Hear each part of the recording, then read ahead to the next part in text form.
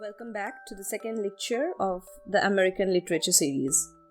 In my last lecture, I've spoken about Puritan immigration.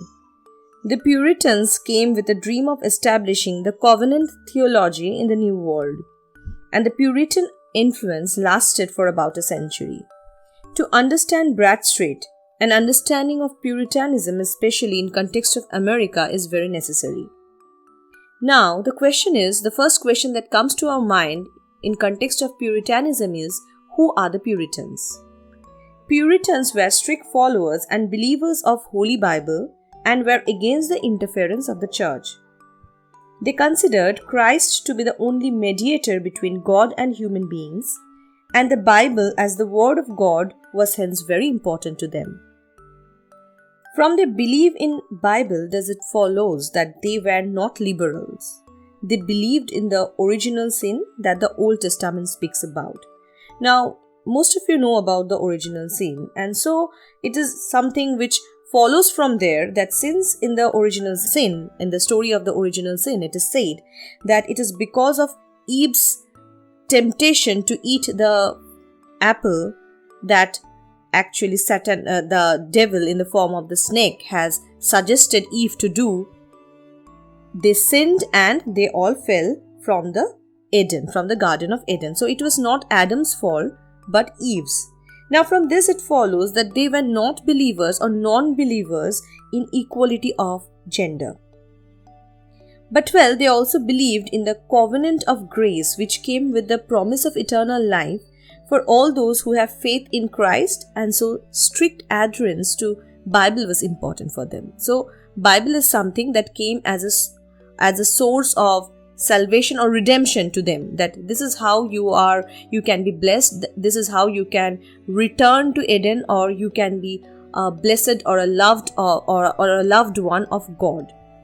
Now in the screen you can see an image of the Puritan primer. So it's not that religion was something that they just followed in private. Religion was something, or Christianity was something, or this Bible was something that has entered into every aspect of their life. It also had its influence in the education that they gave to their children. So now in the screen you can see the image of the Puritan primer. The Puritan primer reads something like this: A for in Adam's fall we sinned all. So here also they are referring to the original sin. B for thy life to mend, this book attend. So the book, you need to attend this book, which may be the Holy Bible. The picture adjacent to this is of the Holy Bible. So you need to read that book, you need to study that book, you need to understand that book or attend the lectures on the Holy Bible in order to mend your life.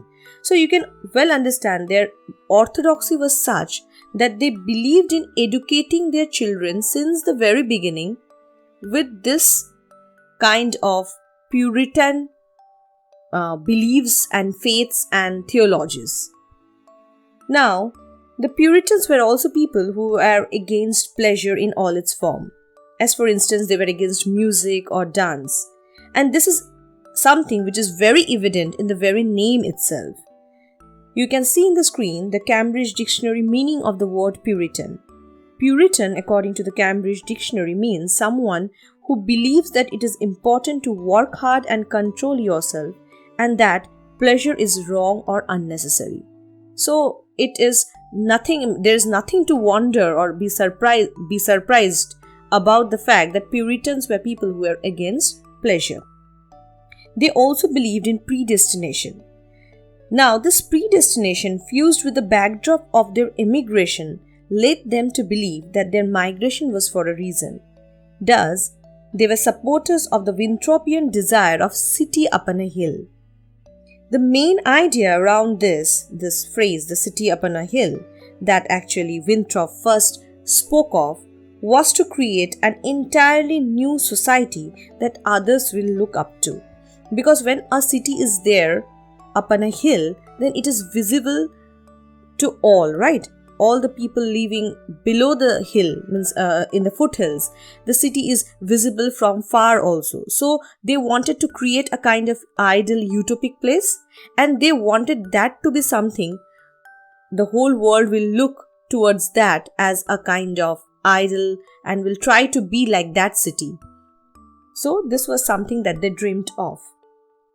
But well, this Puritan dreams also had its antagonist on account of its orthodoxy, and even within the group there were people who advocated religious freedom and didn't like this Puritan conservatism.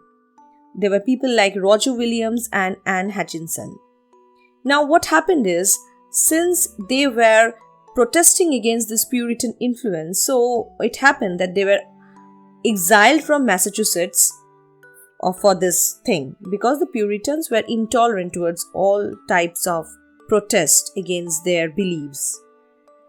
Now this didn't end actually the Puritanism, but what happened is soon, or this actually didn't also end the anti-Puritanism that was prevalent there then. The people were actually turning anti-Puritanism, but what happened is there were certain things that aggravated the situation and finally gradually led to the decline of Puritanism. In the mid-1650s, what happened is the Quaker missionaries arrived in North America. Now this Quaker were the people who were actually very much liberal. They believed in gender equality.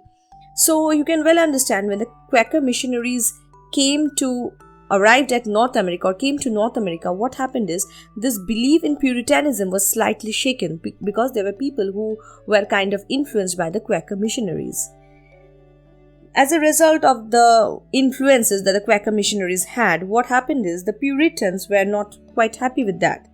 So they indulged in persecution of Quakers, and this lasted for a phase of around 10 years from 1655 to 1665.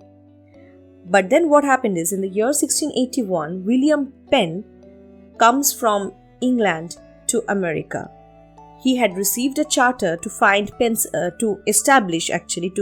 establish a city, Pennsylvania, which could be a sanctuary for religious freedom and tolerance. So after that, after 1681, what happened is Puritanism gradually declined in America. So now, before ending, let's put Bradstreet into the scenario. Bradstreet was born in the year 1612, and she, with her family, migrated to America in the year 1630. This migration that happened was a result of the Puritan migration that I have discussed already. Means the Puritans were not happy in England. The king was then intolerant, or the ministers were intolerant towards their belief, and so what happened is the Puritans immigrated to America in the year 1620. So 10 years after the first immigration takes place, what happens is Anne Bradstreet with her family comes to America. So Bradstreet was a Puritan. Now, in the year 1650, what happens is Bradstreet's first volume of poetry, The 10th Muse Lately Sprung Up in America, was published. And this work was something which is very important in both British literature and also American literature, because Anne Bradstreet was the first female poet to be published in both England and New World. Now see, I have already told that Puritans were not the people who supported male-female equality, and writing was considered a male domain, whereas the household works were for women. Now this is something which we have also spoken about in context of Rashundari Devi, that initially more or less in every culture or in every nation, what happens is this female writing or female education is considered something transgressive, is not accepted by the patriarchal society. So similar was the case with Anne Bradstreet.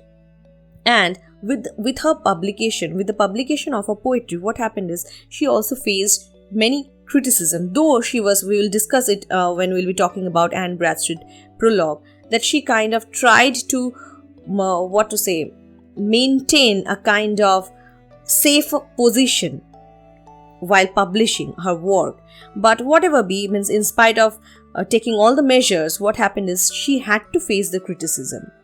Now, so considering the period to which it belonged, it can be undoubtedly said that this Anne Bradstreet's Prologue, or the volume of poetry where it was included, The 10th Muse Lately Sprung Up in America, is an important work of American literature, and it marks an important beginning.